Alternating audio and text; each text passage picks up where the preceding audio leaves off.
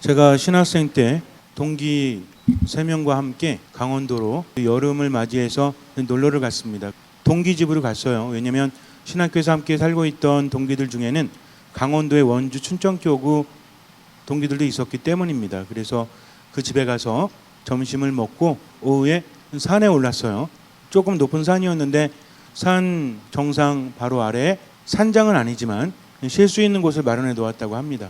그래서 이제 산을 올라가야 되는데 점심 먹은 게 좀 속이 좋지 않아서 산을 올라가는데 좀 힘들었습니다. 나머지 두 친구도 산을 자주 타지 못해서 좀 많이 힘들었어요. 근데 앞에 있는 친구는 계속해서 저희를 끌고 가는 겁니다. 강원도에 살고 있는 친구이기 때문에 체력이 좋아서 저렇게 잘 올라가는데 우리는 이렇게 못 올라가는데 왜 저러나 라는 생각을 했어요.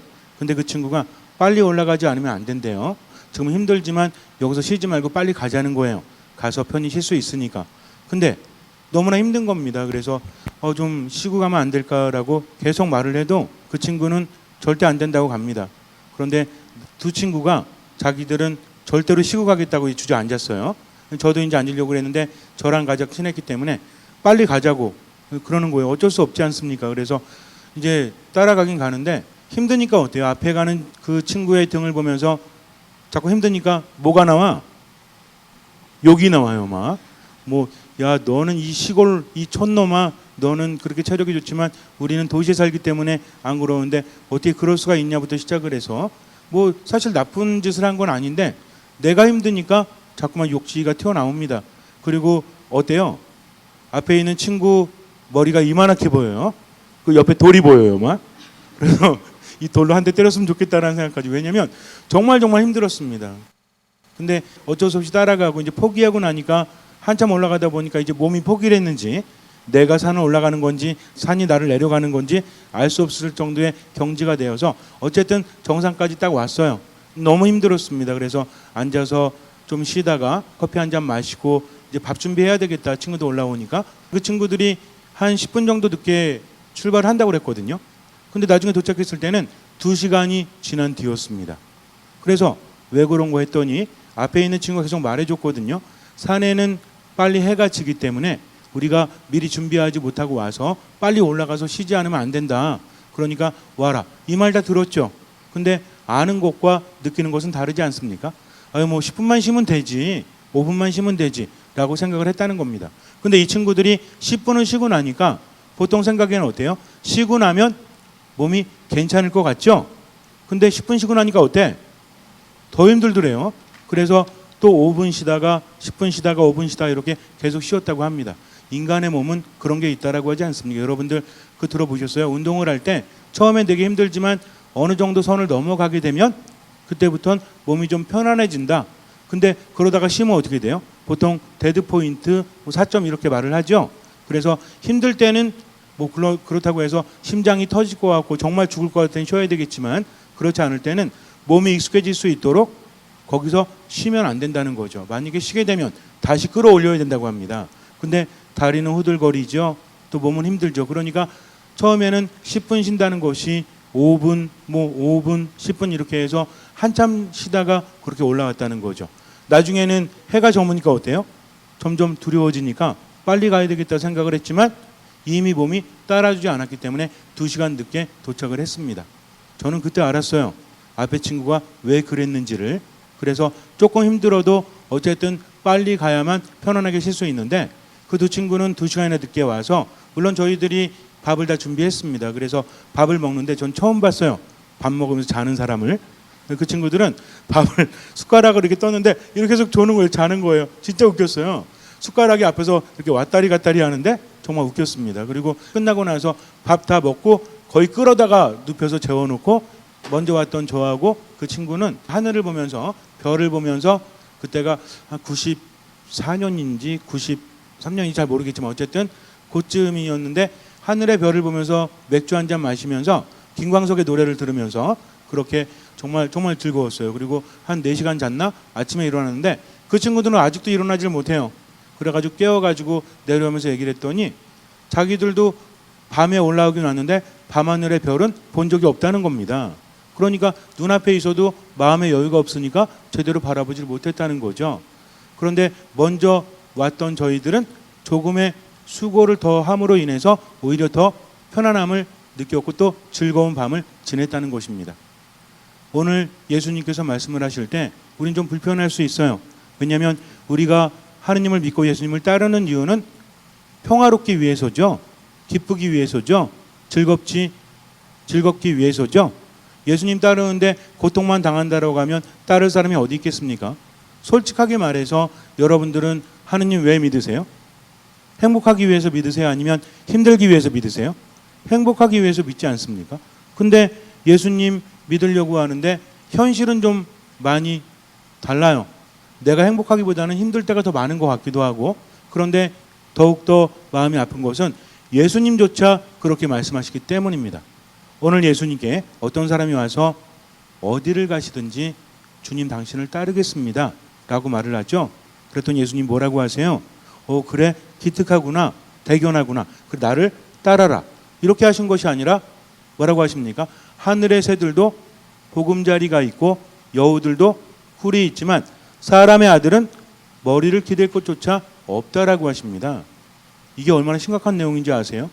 우리가 예수님을 따르려고 하는데 예수님조차도 뭐가 없다? 머리를 기댈 곳조차 없다라는 거죠. 그러니까 그분을 따르는 우리들은 그분처럼 뭐 할 것이 없다? 머리를 기댈 곳조차 없다는 거죠. 무슨 얘기입니까? 피곤하다는 얘기죠. 쉬지 못한다는 얘기죠.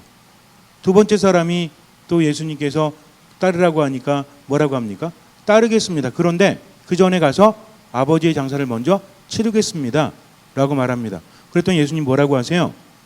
죽은 사람의 장사는 죽은 이들에게 맡기고 죽은 이들의 장례는 죽은 이들에 맡기고 너는 가서 하나님의 나라를 알려라 라고 말씀하십니다. 아니 어떻게 인륜을 어길 수 있겠습니까? 아버지가 돌아가셨는데 당연히 장례를 치러야 되는데 예수님은 누구한테 맡기래요? 이게 말이 됩니까 이게? 죽은 사람한테 장례를 맡기고 너는 하나님의 나라를 전해라 라고 말씀하십니다. 여러분들 이거 할 수 있는 분 있으세요?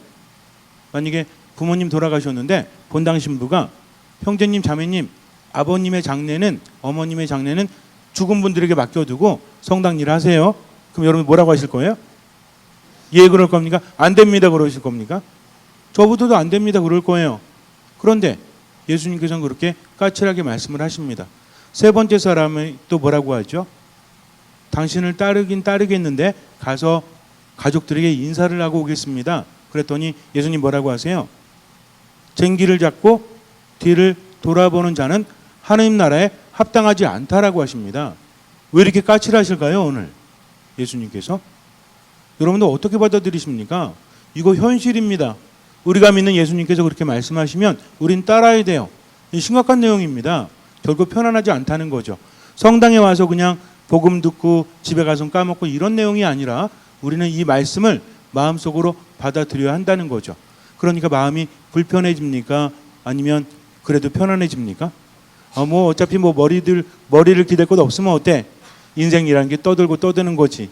이렇습니까? 뭐 아버지 장례 뭐 안 하면 어때? 알아서 죽은 이들이 하겠지. 이렇게 생각을 해요? 그렇지 않다는 거죠. 자, 그런데 예수님께서 뭐라고 하십니까?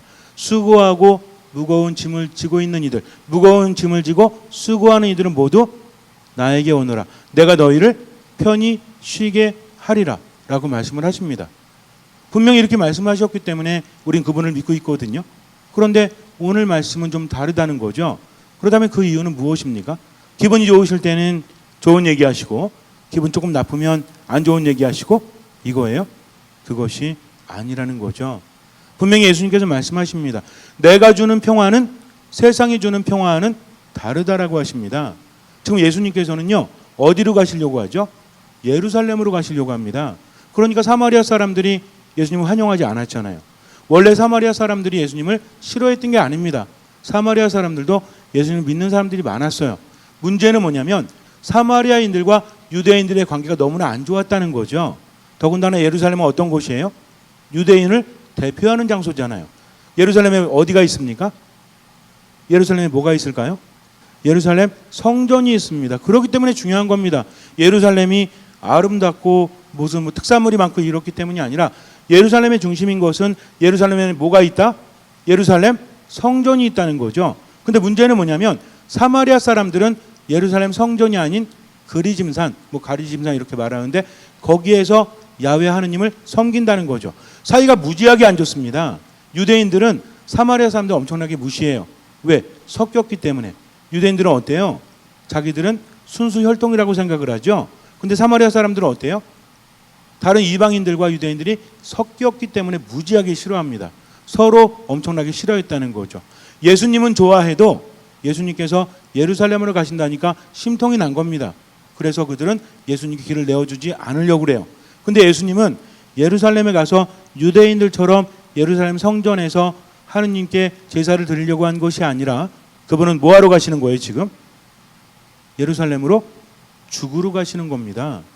인간을 위해서 목숨을 내어놓기 위해서 순환당하시고 십자가에서 못 박히려고 가시는 거예요. 근데 그것을 깨닫지 못합니다. 그러니까 예수님께서는 현실에 안주할 수 없다라는 거죠. 그분은 하느님의 나라를 이룰 때까지 인간들이 고통스럽고 인간들이 힘들어하고 인간들이 목자 잃은 양처럼 이리저리 헤매면서 죽음이라는 것에 지배를 받고 살아가니까 이것이 너무나 안쓰러워서 인간을 구원해야 되는데 멈출 수 없다는 거죠. 사탄은 예수님을 유혹하죠. 어떻게 유혹합니까? 돌을 빵으로 만들어라. 성전 꼭대기에서 뛰어내려 봐라. 높은 산 위에서 나에게 절하면 세상을 건네주겠다라고 이야기합니다. 이게 뭔지 아세요?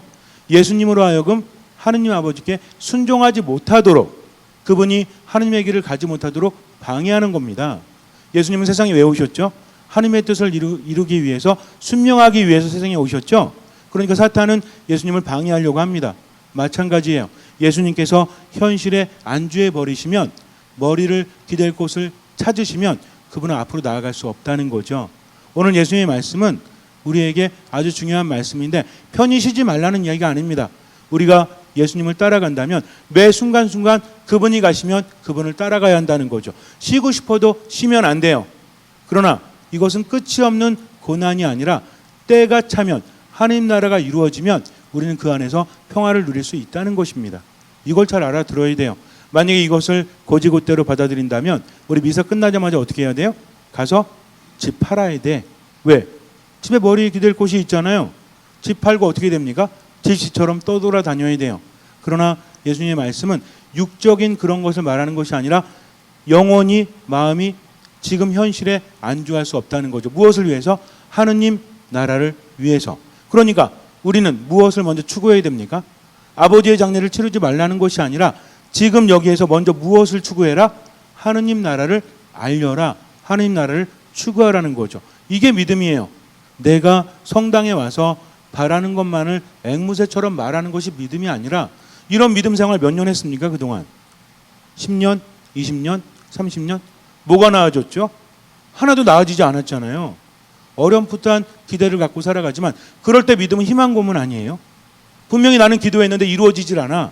나는 미사 참여하고 정말 열심히 신앙인으로 살아갔는데 그런데 내 마음은 평화롭지 않아요. 삶은 점점 더 힘들어져요.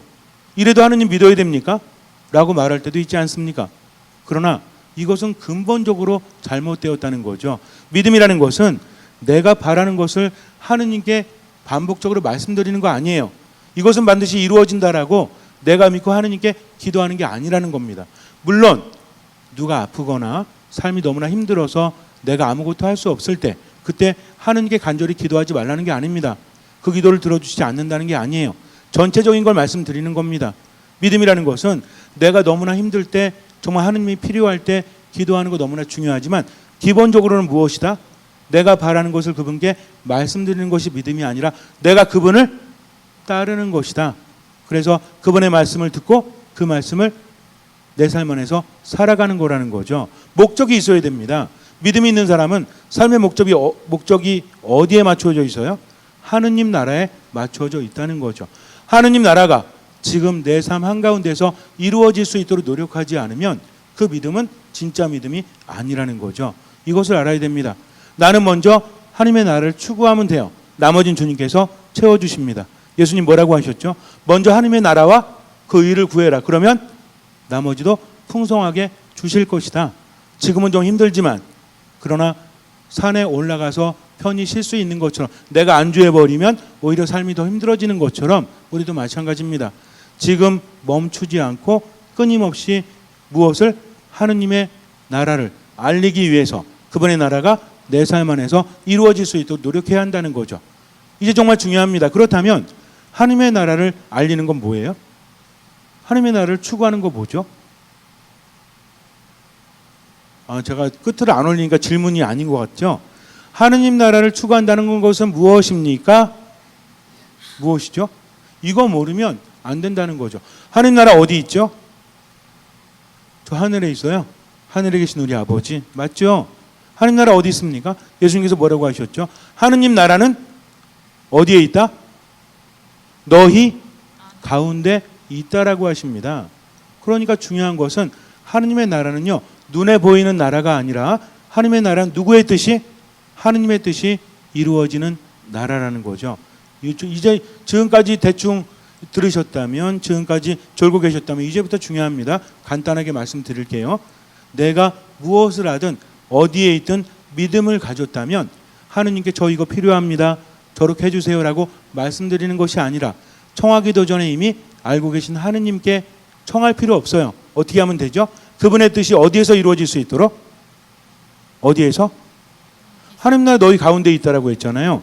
그분의 뜻이 어디에서 이루어질 수 있도록? 본당 신부 삶에서 이루어질 수 있도록?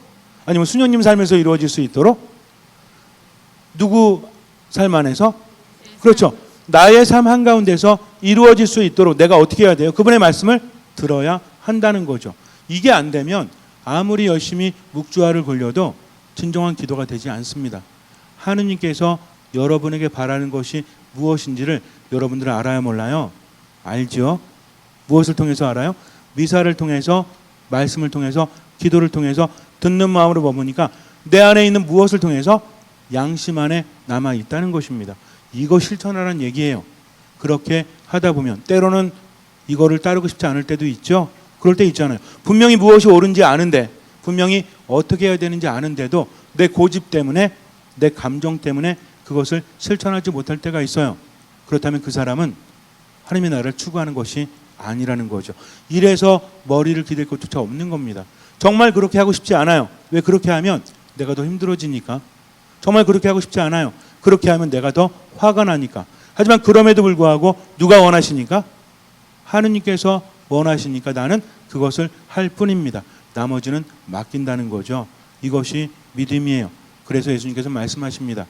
열매를 맺지 못하는 믿음은 믿음이 아니라고 하세요. 믿음은 열매를 맺는다는 거죠.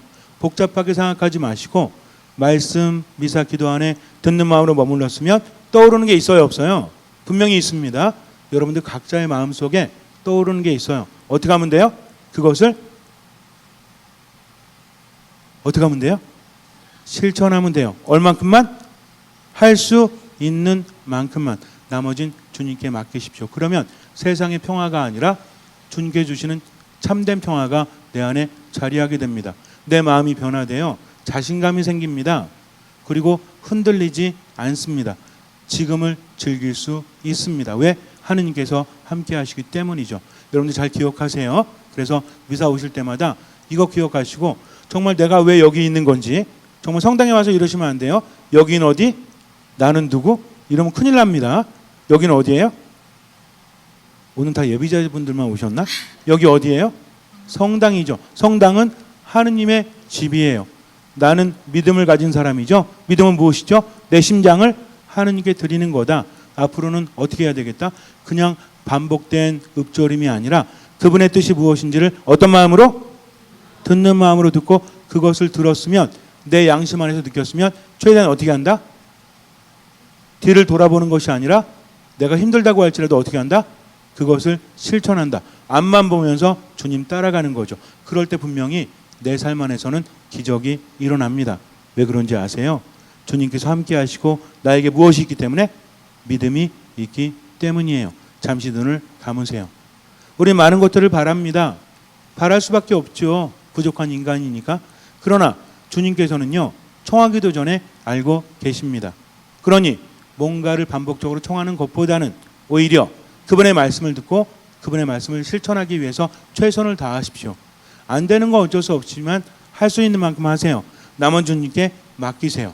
내가 그렇게 살아갈 때 내 삶 안에는 하느님의 나라가 가득 차게 됩니다. 그러면 내 삶 안에서 기적이 일어날 수밖에 없죠. 왜? 하느님께서 함께 하시고 내가 믿기 때문입니다. 기적은 하느님께로부터 오지만 그 기적을 가능하게 하는 것은 믿음이에요.